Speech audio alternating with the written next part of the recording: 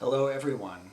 Welcome back to yet another episode of Poems That Changed Me.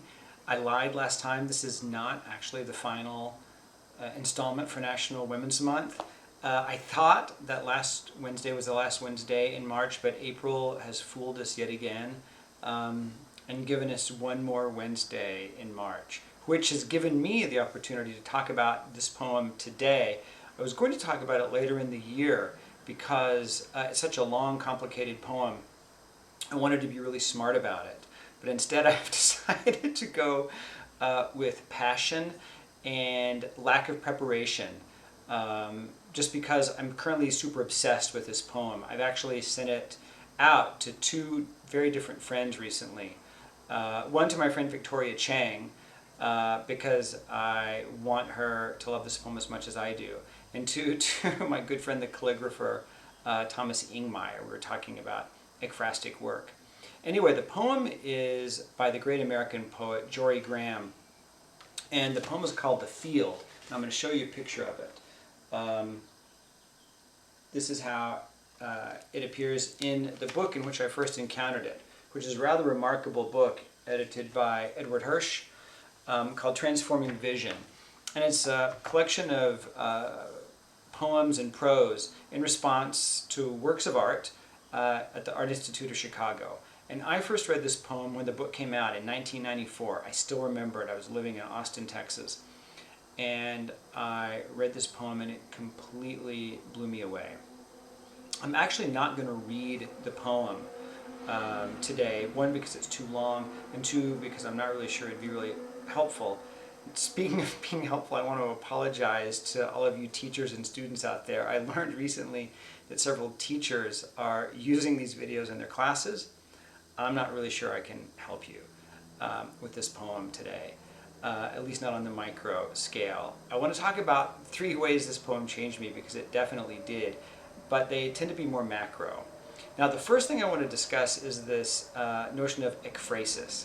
Ekphrasis is one of the oldest literary traditions, and it's just writing about art, basically. Ekphrastic poetry goes back really to Homer, to the Iliad, when he starts discussing, I think, the shield of Achilles. He writes about it in these really beautiful lines. Anyway, this is a great example of an ekphrastic poem. Jorie is writing in response to a painting by the German artist Anselm Kiefer. And one of the things that makes this poem really amazing and super important for me is the way in which she enacts the ekphrasis. She doesn't try to explain the poem. She doesn't try to make the poem more palatable. She doesn't try to analyze the poem, the painting. Rather, what she does is she working through the painting. She makes the poem the process of working through the painting. The painting itself is enormous.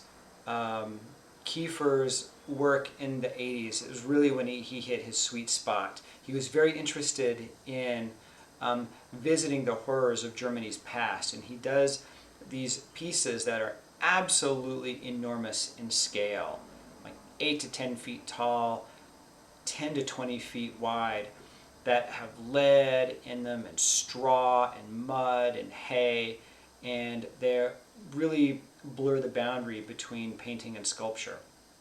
And this particular piece is translated as usually the Order of Angels, Die Ordnung der Engel in German, the Hierarchy of Angels, or the Order of Angels, which reminds me a little bit of Rilke's First Elegy. Anyway,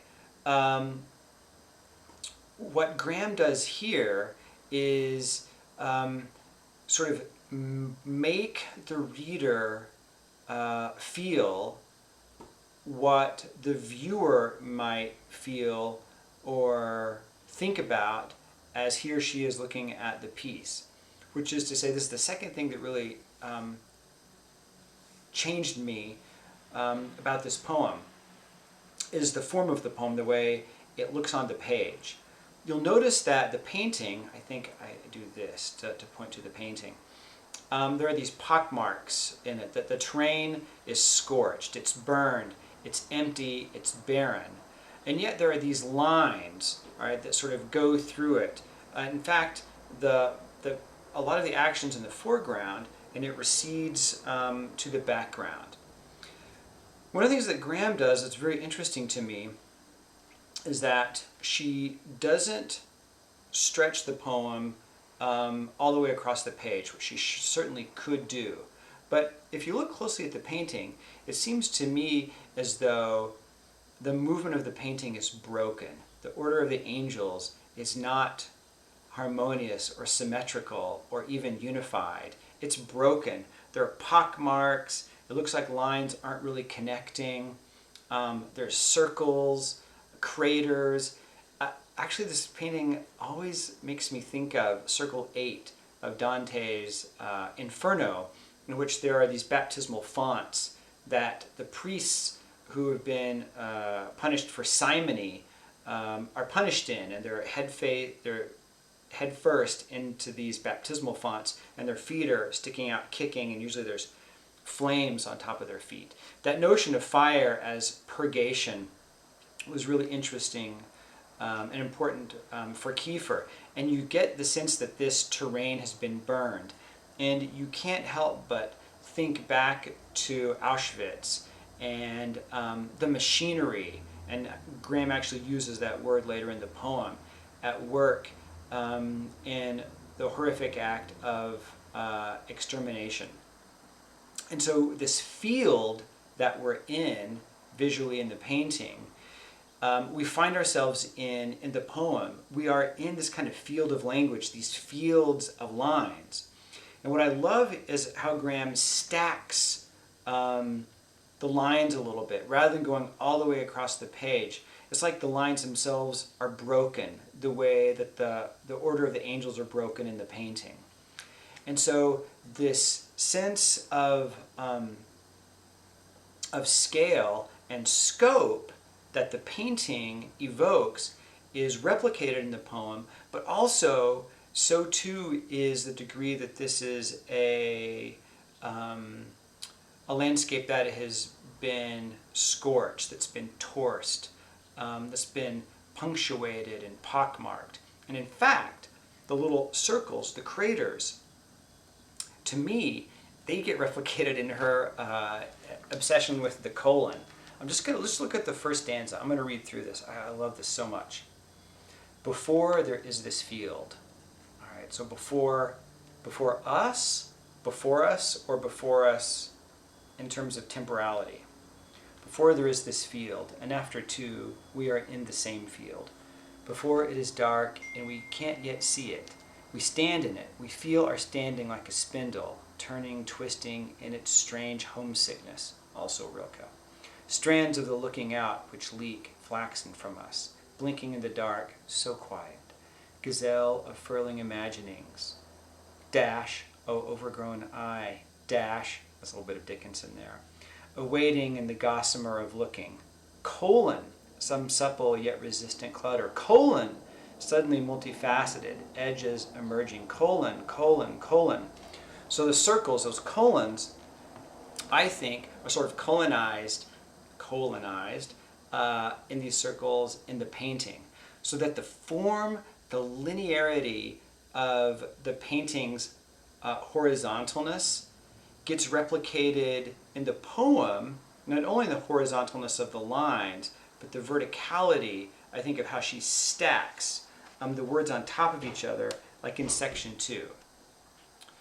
And that leads me really to the third thing, and for me, really the most important thing about this poem, and that is its ambition. This poem taught me a lot about ambition. It's a super ambitious poem. Kiefer's painting is crazy ambitious too. And I love that Graham tries to match that ambition, that scope and that scale. What Kiefer does in size, Graham does in length. But also, she pitches this poem at a really high level. If you go back and read William Carlos Williams's poems about Bruegel paintings, his poems are basically descriptions of the paintings, and they're very conversational in tone.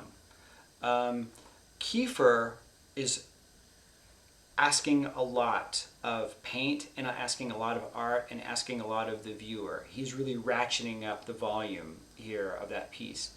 Graham starts off the poem with this unbelievably high lyric language, and amazingly keeps that lyric language for the entire poem.